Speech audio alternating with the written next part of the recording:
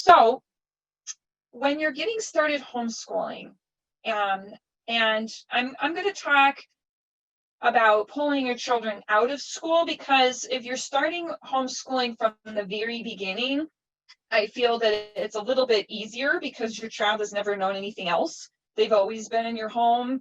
You have always been their teacher. And now you're just introducing some more planned activities, maybe a little bit more of a routine, a schedule, which you probably do some of that to some extent from the very beginning anyway.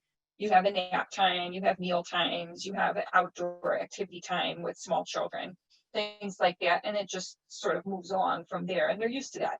But if you're pulling your child out of public school to keep them home now, it's very different. It's a big adjustment for them, right? And it's a big adjustment for you as the parent. And a lot of it's very overwhelming.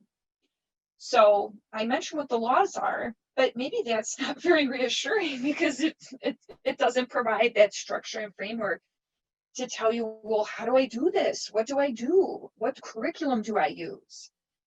Well, before we start talking about curriculum, the first thing is to think a little bit broader than that.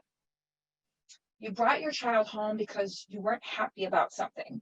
You weren't happy about the way that the school district was doing things. You weren't happy maybe about the way your child was being treated.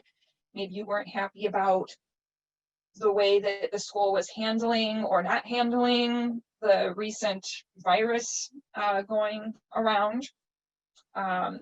So there's something that you weren't happy about.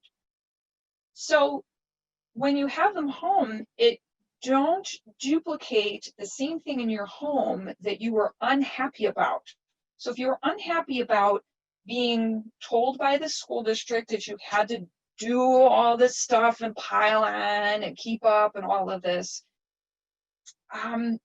maybe you felt exhausted by that. So think about, what is your family vision? What do you want your family to be about? What do you want your home to be like? Do you crave structure? Do you crave someone kind of telling you, walking you through and holding your hand on what to do each day? But you want to still have the freedom to say, yeah, I don't want to do that much. I want to do this much.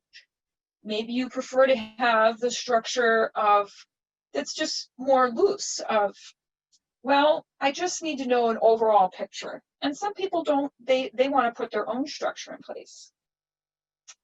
This is also a time to think about, how do your children learn best? Do your children learn best through activities? Do they learn best through reading? Do they learn best through conversations with you?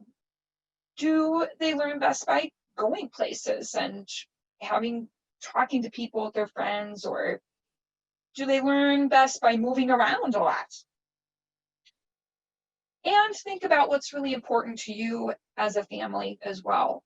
Are you a very scholarly family? Do you value high scholarly achievement? Maybe you value, maybe that's not as important, but maybe some other things are more important to you.